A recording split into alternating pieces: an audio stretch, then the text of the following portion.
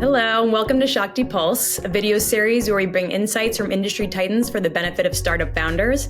I'm joined by my partner, Keval Desai, and today we're having a conversation with Dean Gilbert, who's a Shakti Titan and LP in our fund. Mini Titan. Thank you, Liz, and thank you, Dean. You know, we have been looking forward to this episode for a long, long time. As you know, we started the Shakti Titan platform to bring that Bill Campbell style $1 trillion coaching to startup founders. And you've been that to me and many others over many decades of your career in tech and media.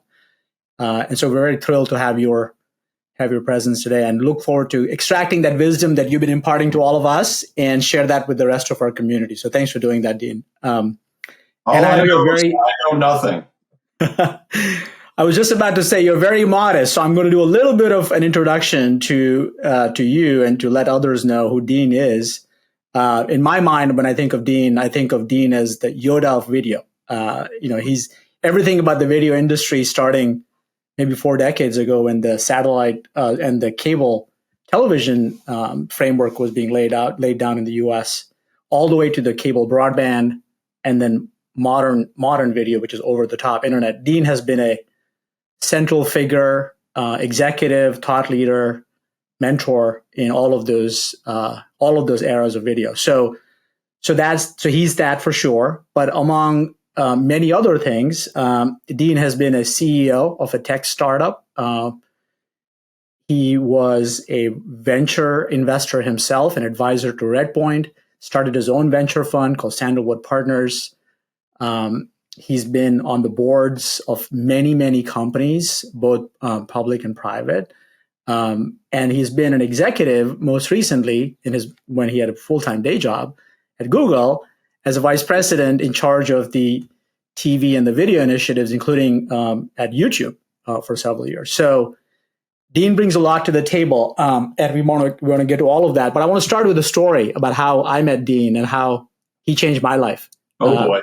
Because I think some of those threads might be relevant to our audience today. So I think it was about 2005 or 6, and I was being yelled at by Jonathan Rosenberg, my boss at the time, and we had just come out of a meeting with Larry, Sergey, and Eric, where we had been approved to pursue what was at the time the Google TV strategy. And the idea was that we had done search ads and apps on the internet, but now we're looking to do search ads and apps on television and, reimagine the user experience, but also what we could bring to publishers and advertisers. And so we just got him the go-ahead to do that. And the first thing Jonathan says to me is that, Keval, you know nothing about video. You know nothing about TV. You got to meet Dean. And I was like, who the heck is Dean? And next thing I know, I'm sitting in Jonathan's office talking to Dean, and that meeting and what came after that really changed my life, because Dean has been an amazing mentor, a guru, coach to me, personally and professionally. And a lot of the great things that happened to me over the years came as a direct result of that initial encounter. So Dean, I'm very thankful to you. Thank you for always being there for me. And I think one of the things that I love about your mentorship style is that you elevate the people around you. You are truly the player coach, just like Bill Campbell was.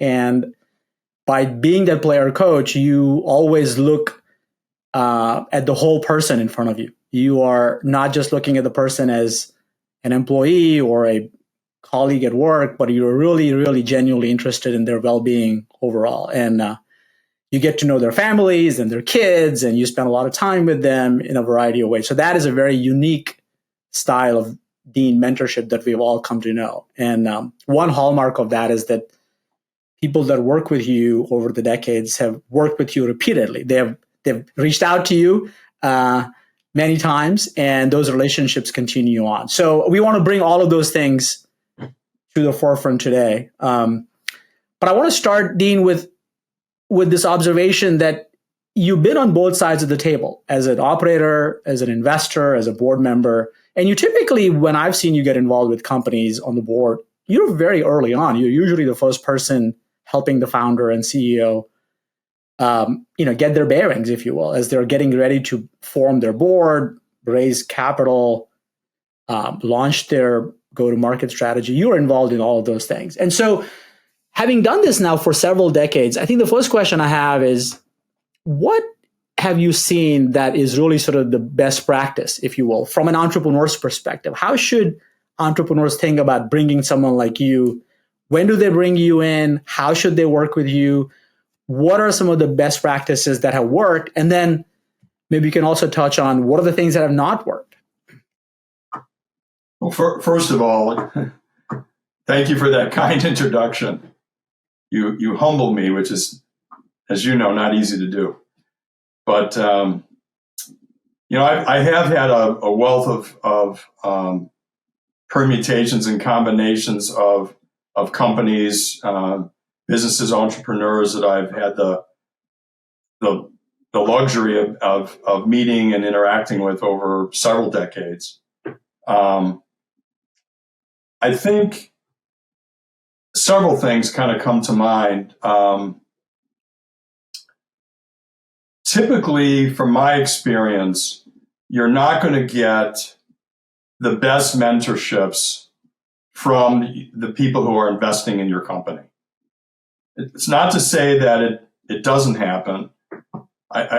Cable is a good, a unique, small representative sample of a venture investor that actually had a lot of business experience. But in my experience, typically, the venture capital, the typical venture capitalist has a financial background, does not necessarily have a strong operating background. It's actually quite, in the years that I was investing, it was fairly rare that you had a venture investor that was a former CEO. Now, today there are so many venture firms and so many venture partners and operating partners of one type or another. You do get more exposure from the venture capital community of people with real operating experience, but typically that's not the case. And so I think it is important certainly for a first-time CEO in particular, to be able to have somebody in your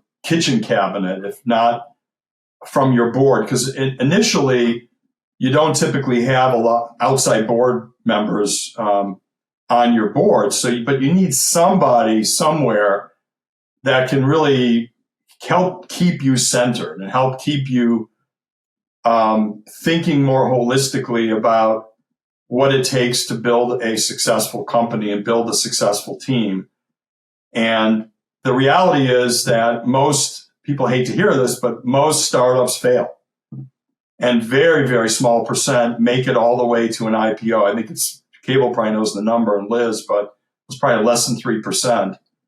And you hear statistics about, 25% have an exit of some form or another, but the reality is not many of the 25% are actually would be considered a very, very high return exit. So the reality is, when you go into a startup and you're a first time CEO, it is very, very helpful to have somebody with some real operating experience that has run a business or run kind of a complex set of variables in their lifetime that can keep you centered and keep you focused and keep you real.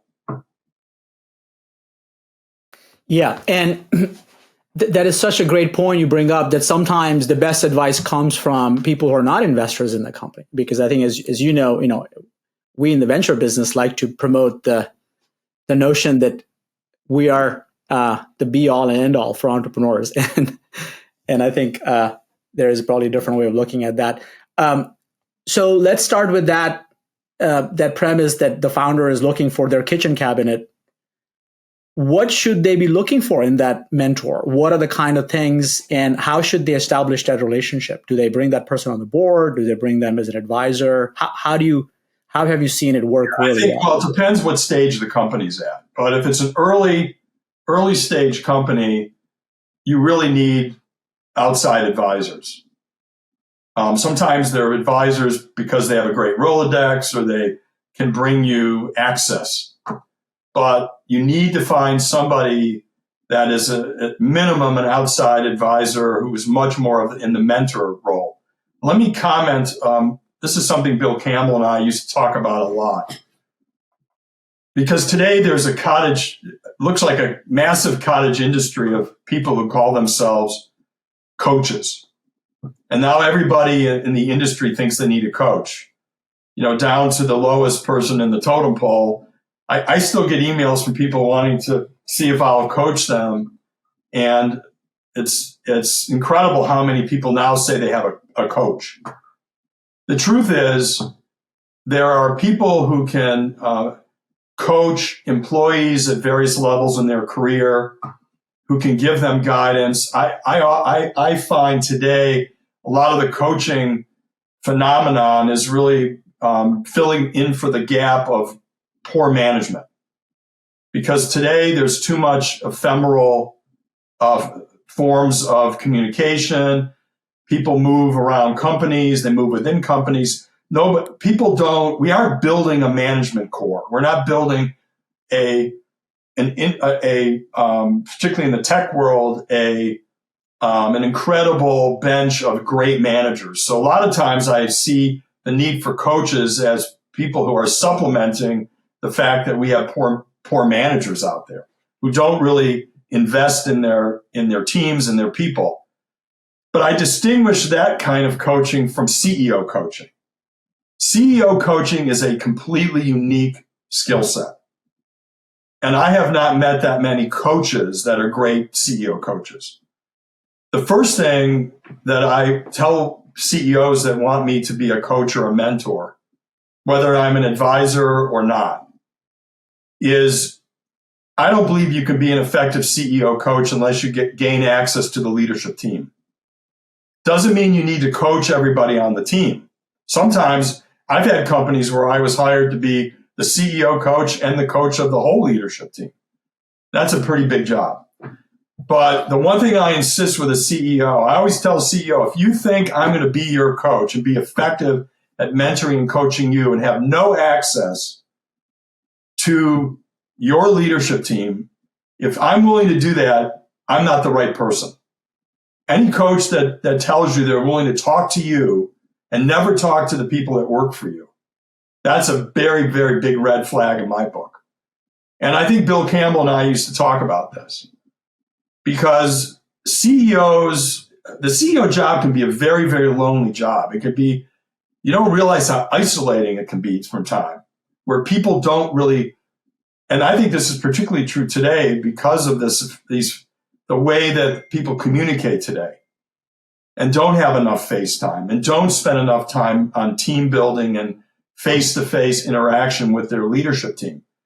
There's so many pitfalls in the CEO role. And so if you're going to hire a coach or you're going to have a mentor, it's very important to give them full access, enough of an access to the leadership team so they can give you a broader context on which to help judge how you're doing as the ultimate leader of the organization. Dean, when people reach out to you, it sounds like you get a lot of outreach for you to be their CEO coach. From the coach's perspective, what are you looking for to think that it's the right fit? Is it someone you've had a long-standing relationship with? Is it a CEO where you see a lot of promise in the company? What are you looking for? Well, I just mentioned one thing I'm looking for is willingness to open the kimono.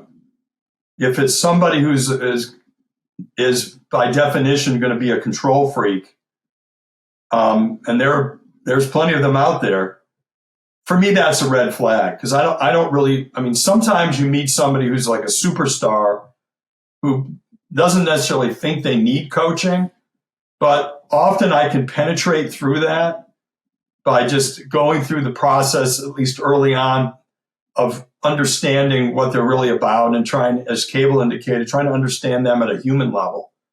But sometimes you meet people at a human level that aren't coachable.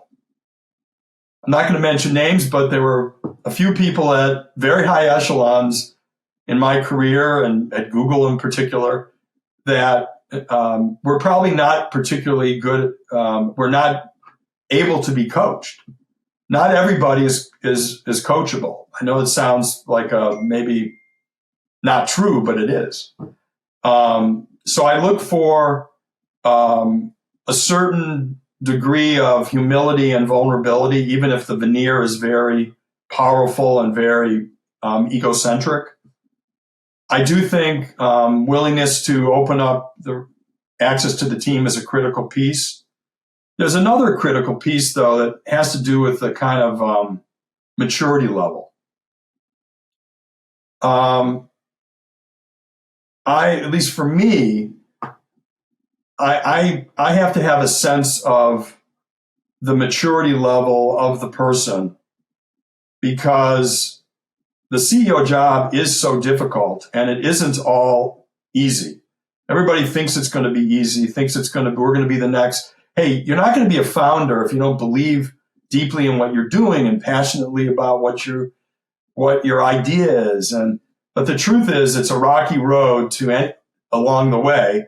And often there are more failures than successes. And so getting a sense of the kind of intrinsic maturity of the person. The other thing I would say is a coach is not a psychologist.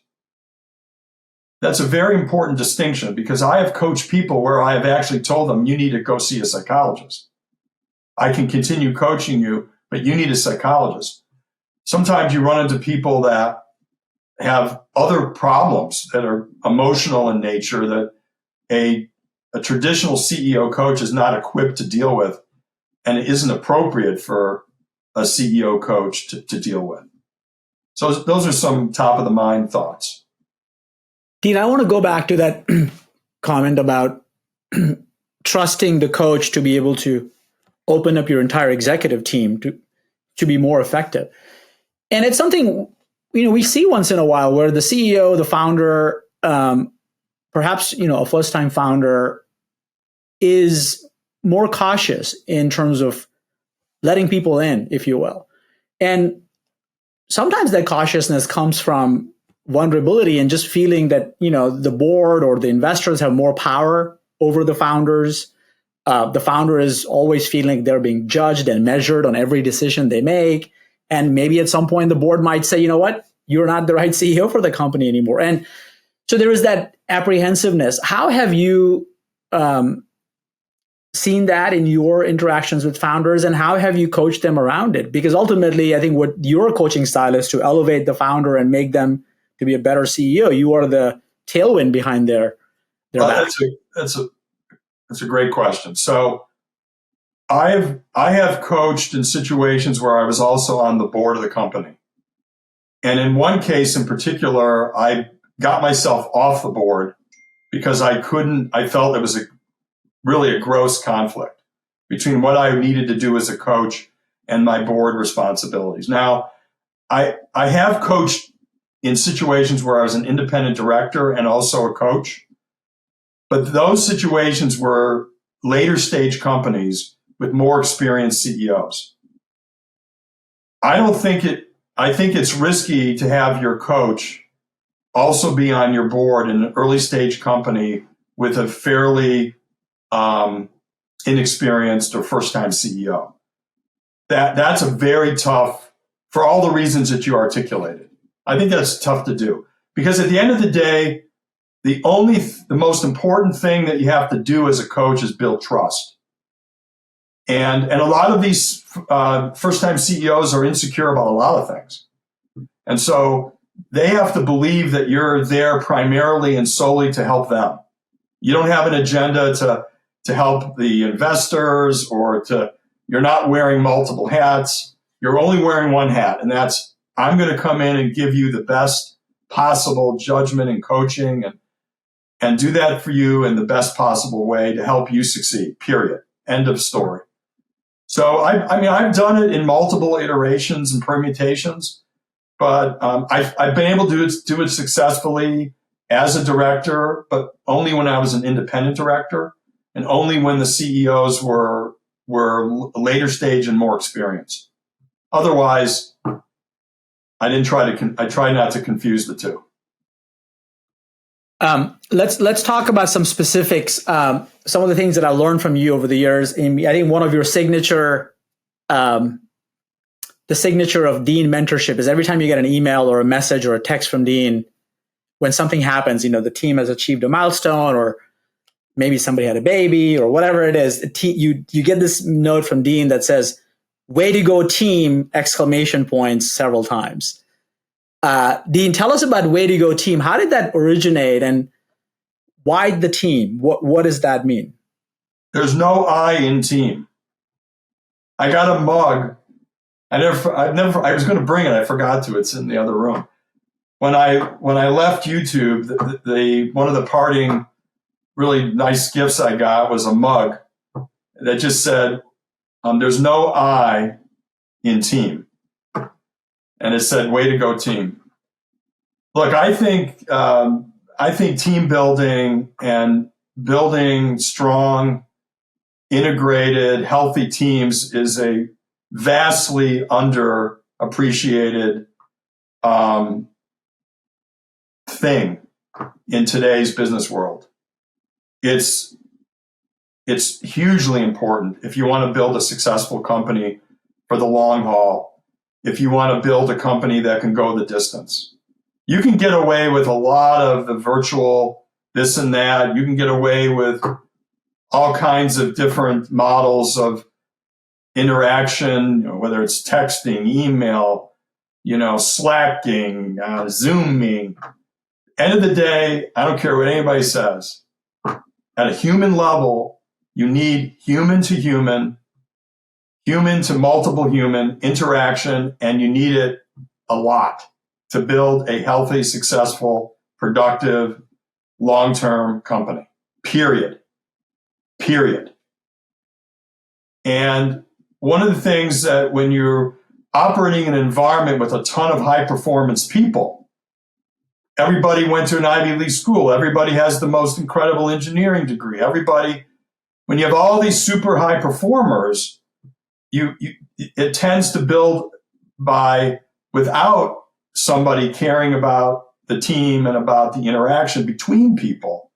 It tends to build an organization of silos and individuals that, by definition, left to their own devices, will produce a lot of tension, politics, dysfunction. When I went to YouTube, I first went in there when Eric Schmidt and Jonathan Rosenberg asked me to go in there, like in 2009-ish. I'd never seen a more dysfunctional organization in my entire life. They tried to do this functional structure where everybody reported to somebody at the mothership. And that combined with all the personalities, the place literally did not function.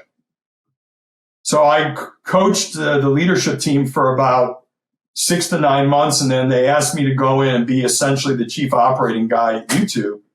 And all I did for the years I was there was focus on building strong teams, strong leaders.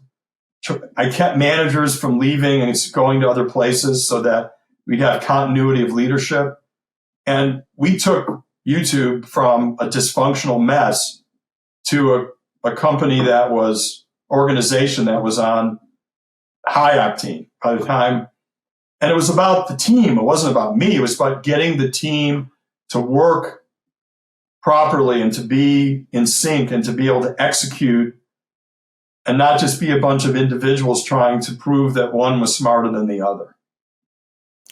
So tell us a little bit more about that. What are some of the things that you do or you coach CEOs to do that makes that high octane team function? Well, a lot of it is spending time face to face with the individuals. And when I went into YouTube, I literally made a commitment to meet every single employee. I almost killed myself. I'm not a young man. I was I went there, I was probably in my early 50s. Eric and I were like the two old guys at Google. But I made a commitment that I was going to go I saw how crazy and dysfunctional things were. So first thing I did is I made a commitment to meet every single employee all over the world that was working for YouTube. And then from there, did a lot of reorganizing and putting leaders in place. And I spent a lot of time in person with my leadership team, a lot of time with my leadership team offsites. Also getting their family sometimes together. It doesn't matter how much technology there is today. Humans are humans. You can read tons of books on human psychology and the need for people to be able to interact face to face. One of the biggest problems I run into in coaching are people that can't communicate effectively with the people that report to them, or can't communicate effectively with their peers. And I would say, well, how are you communicating? Well, I email them and I Slack them and I text them. And there's all this stuff that goes on between the texting and the Slacking. And I said, well, did you ever just go see the person, take them out to lunch, go have breakfast with them? People don't do that today. It's a big mistake. Big mistake. Big mistake. Dean, I can probably already sense how you're going to feel from what you just said, but in terms of the remote work phenomenon post-COVID, a lot of distributed teams, any advice for how to run distributed teams effectively in this day and age, or whether or not it works? So the irony of what you're hearing is you think I'm going to be black and white, and I'm not. I was one of the first people back when I was running At Home Network. We were building the high-speed internet and the broadband industry. And I had this incredibly high-pressure job. I went to the CEO of the company because I was running At Home, and I said, look, I need to take Fridays and work from home. I was commuting every day. It was a stressful commute going across the bay. In those days, the San Mateo Bridge was still a nightmare. And I needed Friday to get my head on straight and to be able to think and to do things in the quiet. So I'm not opposed to the notion of the need for, we used to coach people and tell them from time to time, you need to take a day off and work from home. So I'm not opposed to the notion that in some circumstances, in certain periods of time, that working from an alternate location is a good, positive thing. I do not think that having a fully virtual company is sustainable. To me, that's just bullshit. That is not going to. You could get a company started that way. You could maybe get it to a certain point. That is not sustainable long term. And I will say that the ability to be more virtual is directly proportional to how strong of a team you have. So the more that you spend time together, the more you can be remote. The more you spend time together, the more you can be virtual. The stronger the team, the more distributed it can be. So these things are interrelated. They're intercorrelated. Does that make sense? So if you have a strong foundation, if you build a strong culture of strong teams, of managers who actually manage for more than 5 minutes, one group of people before they're managing another group of people, if you build the foundation properly, you can be more distributed. You can be more virtual.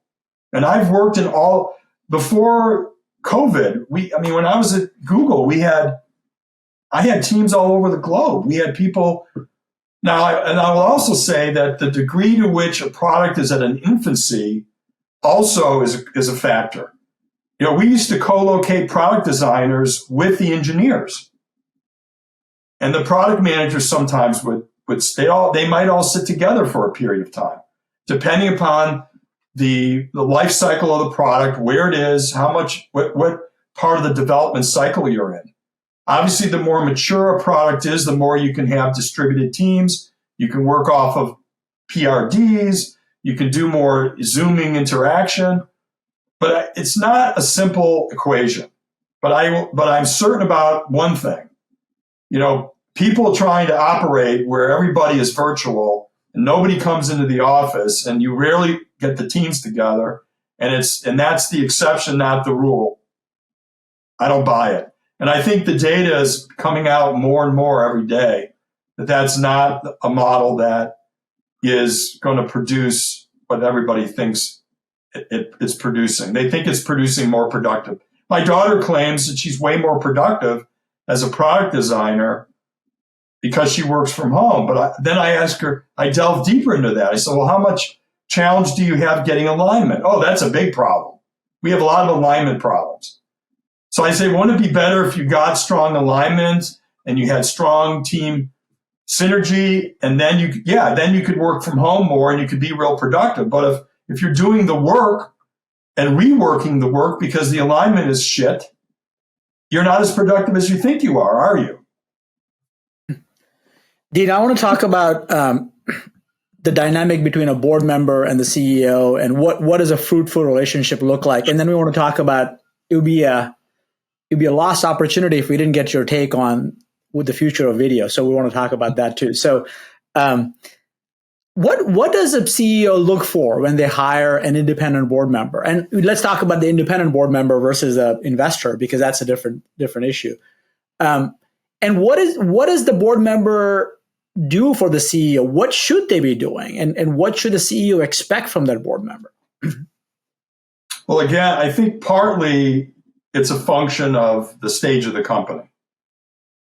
Very early stage, you guys do a lot of early stage investing, and it's not a bad idea if you can, whenever it's appropriate, to bring on an independent director. But often very early stage companies don't have that. And so then I suggest, well, then, pick some advisors early on.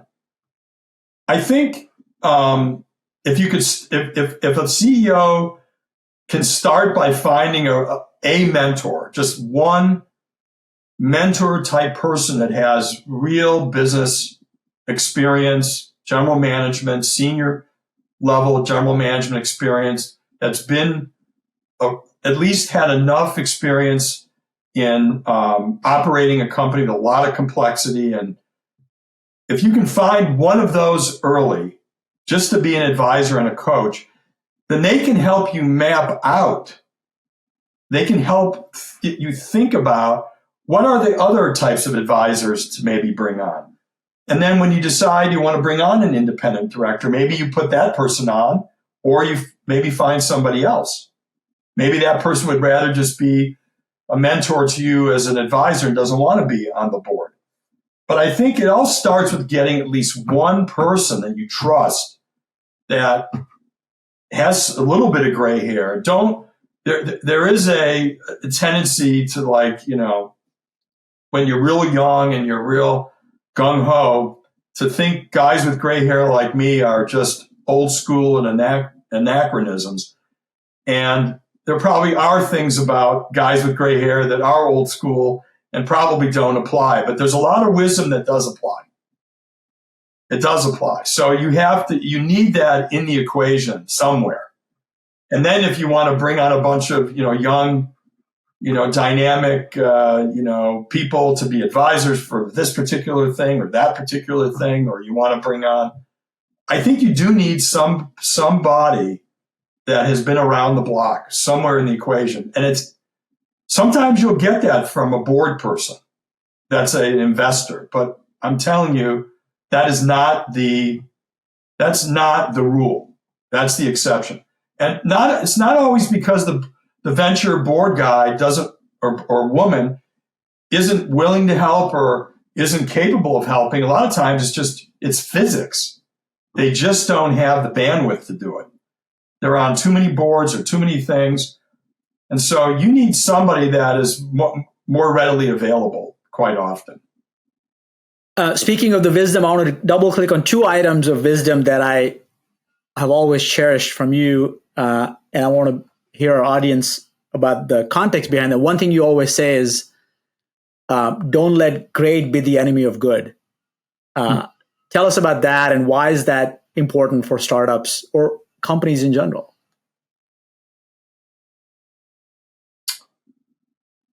Oh boy, that has a lot of layers to it. But one thing that's become consistent and happening faster is the speed at which everything changes, the speed at which technology is driving business cycles, product cycles, tectonic plate cycles. You more often than not rarely have the time to make it perfect, and you don't know what perfect is. You don't. In the old days, in my olden days, you could do a whole bunch of market research, and you could do a lot of testing, and you could do tons of analytics, and you'd have time to mull things over and to try to make, sort of this perfect model of what you were trying to do in terms of building a product or building a service or whatever. That doesn't exist anymore. And so you have to be able to have a culture today where, trying to be perfect is really is an enemy, and trying to be a perfectionist is unrealistic, and it's just a moving target anyway.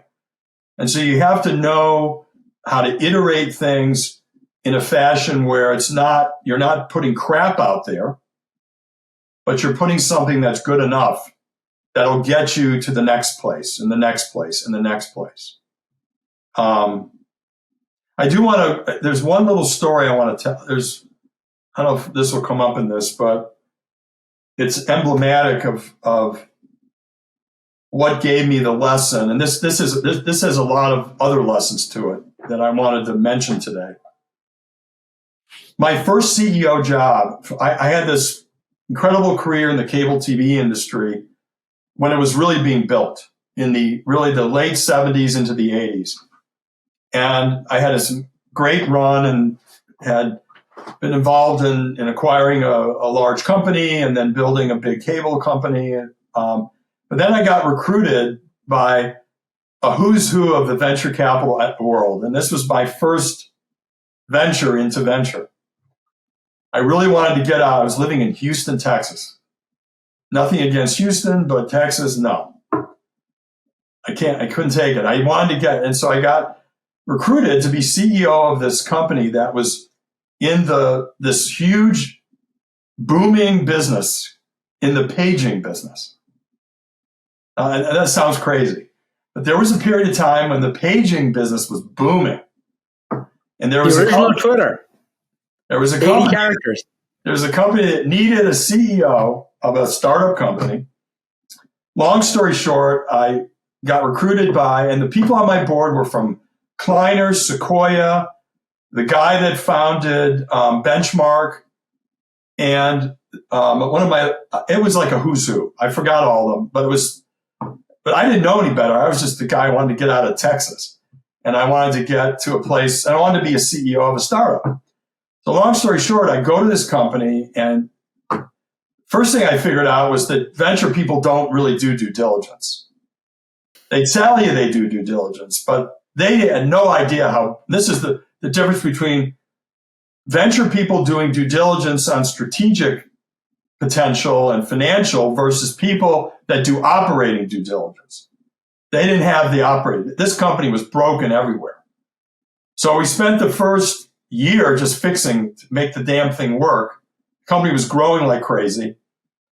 So then the board and we discussed whether we could take, in this period of time, you could take companies public as long as they were growing at a rapid pace. You didn't have to be like $100 million company, or you could take a company public back then if you were 30 or 40 or 50 million. So we actually went all the way to filing an S1.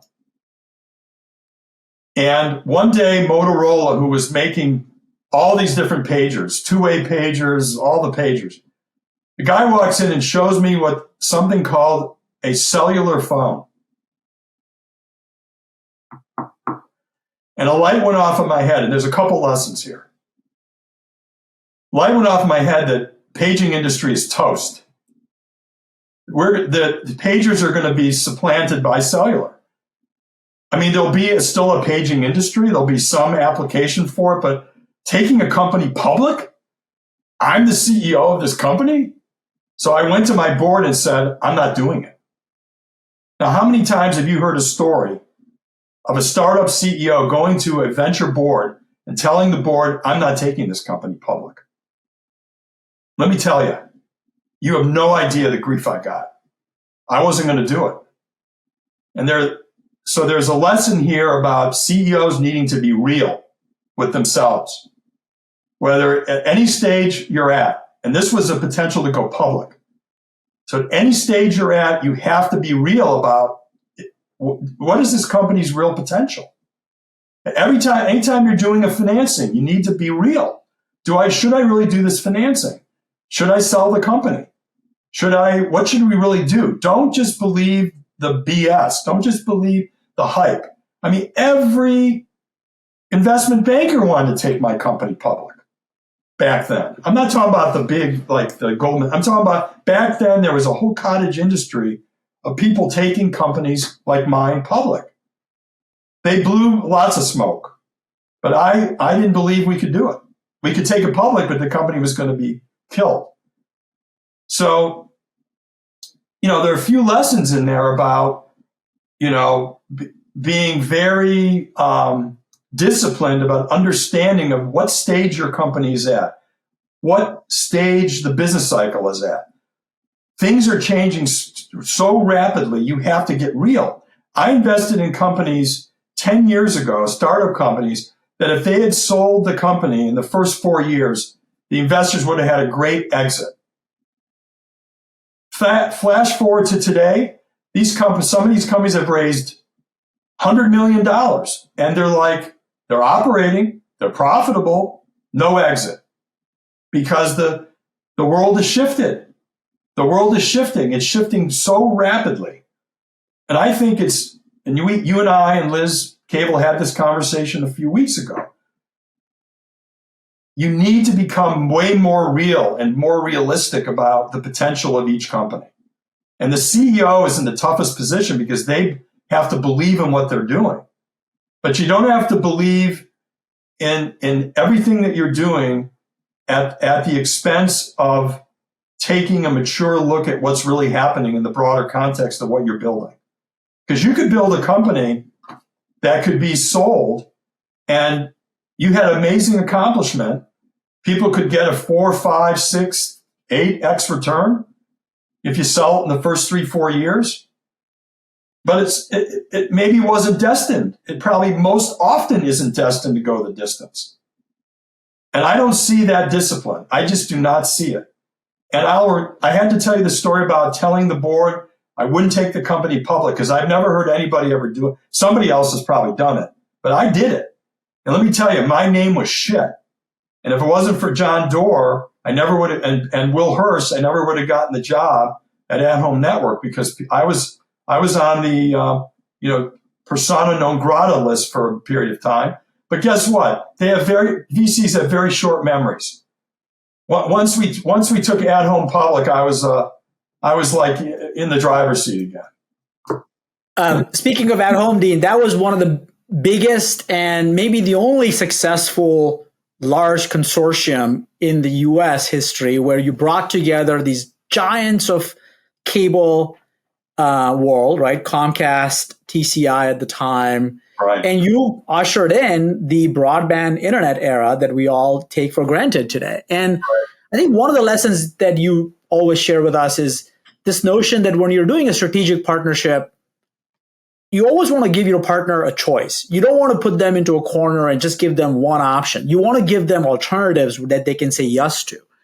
And, we used that very successfully when you were coaching me at Google with the Nielsen partnership, which took years to get done. But you always kept reminding me, give them options. What about that? I mean, I think that CEOs are always creating partnerships, whether it's with their investors, employees, business partners. That concept of always give people options to say yes. Talk a little bit about that. Well, you should ask Jonathan Rosenberg about that because when he was my product head at Home, and he's incredibly dynamic, incredibly talented, and one of our partners, or actually a few of our partners, the big cable MSOs, multiple system operator cable companies, they would build their own internal organization to kind of oversee us, which used to drive all the egomaniac, brilliant people that work for me crazy. And they would often come in and say, oh, they're asking for all these stupid things. Shouldn't we just tell them they're stupid? I said, no, you never tell your partners that they're stupid. You always tell them that we'll consider carefully their idea and we'll see if it makes sense and we'll see if we can fit it in. 7 out of 10 times, it'll just go away. 2 out of 10 times, or 1 out of 10 times, maybe you were wrong. Maybe it was a good idea. And maybe there's 1 out of 10 times where they just are so persistent on it, you have to put your foot down. But if you go into a relationship and a partnership with the attitude that you're the smartest people in the room, you always have the right answers, that's a prescription for big problems. But the minute you get into almost any other realm of business, you rely often on critical strategic partners. And often, if you're a startup tech company, you're trying to partner with older line companies that are not as cool as you are. So you need to be able to have the discipline and build a culture where, partnership means something, where you just can't act always like the smartest person in the room and be arrogant. So I learned that lesson early, but I learned, that it is a challenge often to navigate it, but you have to be thoughtful and strategic about it. Awesome. Dean, let's talk about the future of video. You've seen a lot. You were instrumental in aggregating all these multiple system operating companies and put them under one roof, the cable consolidation, then usher the broadband internet era, obviously YouTube and everything else that's happened since. What comes next? What should we as investors and entrepreneurs who are in the video business, what is it that we look forward to in the next decade? Well, things definitely are changing at a faster pace. I mean, the cord cutting phenomenon took much longer than anybody expected. When I first sat around the table with Eric and Larry and the senior team, I kept saying, you can't jump in early because you don't realize the barriers to entry you're dealing with. Like I thought Google Fiber was a terrible idea, and they made a big mistake on that. But they've done a great job with YouTube TV. They waited long enough for the cord cutting phenomenon to reach a point where they are now potentially going to be a huge beneficiary. But the one thing that I've learned about multi-channel video is that the more it consolidates, at some point it then deconsolidates. It craters in on itself. Like the cable industry, the reason why cord cutting happened is because the bundle of cable became like a monster where the product became too heavy, became too expensive for the user and the consumer, and too expensive for the operator because the programmers had to keep raising their rates. Everybody's fighting for ratings. And so the mistake that most of the cable operators made was they wouldn't eat their own young. A really smart one would have said, look, we're going to disintermediate ourselves. We're going to go into a completely separate business. I mean, it's kind of like what John Malone did when he invested in Prime, when they first invested in DBS satellite.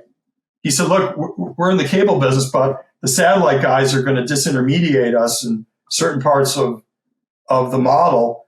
And now what's happened, of course, is the cable operators let the price of the bundle get too high, the cost structure too high, and then things start to deconsolidate. And then you have all these streaming guys, and they're all over-investing, and most of them can't make it profitable. So now they're all trying to figure out how to bundle and reconsolidate. So we go through this consolidating and deconsolidating, and it seems to be happening at a faster pace. And it doesn't seem to be happening in as particularly thoughtful way. And it's happened because it's happening so fast. these things are all happening kind of in concert with one another. So people are like making acquisitions, like, Time Discovery buys Time Warner and throws it all together, and then says, oh, well, let's put HBO Max together with Discovery Plus, which is a horrible idea. Now all of a sudden everything looks like a commodity again. So I think the one thing that's been clear to me, and this was a big contention when I was at YouTube. When I went to YouTube, nobody was thinking TV. Nobody was thinking YouTube on TVs. I'm not talking about YouTube TV. I'm talking about YouTube on TVs. I said, guys, the one thing that's clear is consumers will want to watch video on the biggest display device they can get. All the focus was getting YouTube on mobile phones, which I totally supported. That made all the sense in the world to me. But nobody believed that putting YouTube on television, on a TV display screen, that's old school thinking. Well, fast forward so when I was there, I basically said, look, we're going to do it my way. We're going to put it on everything, and we'll see who wins. We're going to put it on every platform, every game console, every television, every mobile device. We're going to put it everywhere. Fast forward to today, more than 50% of all views of YouTube today are on televisions. So the moral to the story is if you're in the video world, you can't ignore really any device today, and you certainly can't ignore the television display device. But what model is going to emerge and what combination? I don't think it's going to be one thing. It's becoming clear to me that individual channels that are streamed to a user, consumers at the right price point with the right audience, can be successful, just like the magazine business at one point went into ultra narrowcasting. I mean, look, the reality is it's a pretty frictionless environment. You can create a video streaming channel fairly inexpensively. You can't create an HBO brand with that quality of content inexpensively, but you can create, I subscribe to Acorn. I mean, people go, what's Acorn? Well, Acorn is amazing content from Australia, the UK, and all the former, the British Empire. So I do think there's room for niche. There's room for some kind of bundled offering. There's also room for people building the ultimate bundle, which is what YouTube TV is doing. But I don't think there's no room. I think people tend to shy away from. The other thing is I invested over 20, 25 years in new technologies that enabled interesting things to happen in video. And I don't think that, the interactivity of video, the interaction of shopping with video, with other forms, the one thing that is clear to me, I will say, is I don't think it's very hard to build a streaming product strictly based on ad support. And that's true today, and it was true 30, 40 years ago. The reason the cable industry happened was because it was a dual revenue stream. You had the cable operators paying programmers a fee each month for the content, and you had end users watching ads. That dual revenue stream, then, of course, they got into commerce and other things. But those two revenue streams were absolutely critical. So anybody who's getting into video as there's hundreds of streaming, free AVOD, they call it AVOD. There's hundreds of pieces of streaming content today, channels that you can get that are ad supported. I don't think individually those models are going to work. Collectively, some of them might. I still think you need some other forms of revenue stream, not just ads, because everything is too commoditized today. The ad inventory is too inexpensive.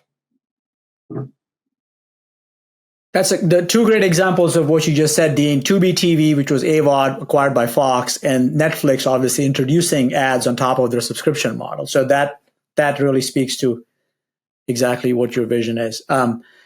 Dean, thank you so much. This was really a highlight of the first half of this year for me, and I think I think that we are so grateful. Well, not I think, I know we're so grateful for your mentorship and support as part of Shakti, and we look forward to taking this message out to our broader community. So thank you so much for doing this. And I will say that Cable and Liz are very unique. So any of you who have been fortunate enough to have them as investors, and I'm not just saying this because I'm trying to butter up the two of them, but you're very lucky to have them. And Cable is, I've served on boards. I've been involved with him in building products, and he's just a wonderful person. I think time I've spent with Liz has been very special as well. So I think they're onto something really interesting. And I just say, be real. Try to get people involved with you that'll help you stay real, and build a team. So you at the end of it all, you can say, way to go, team. Way to go, team. Thank you, Dean. Take care, guys.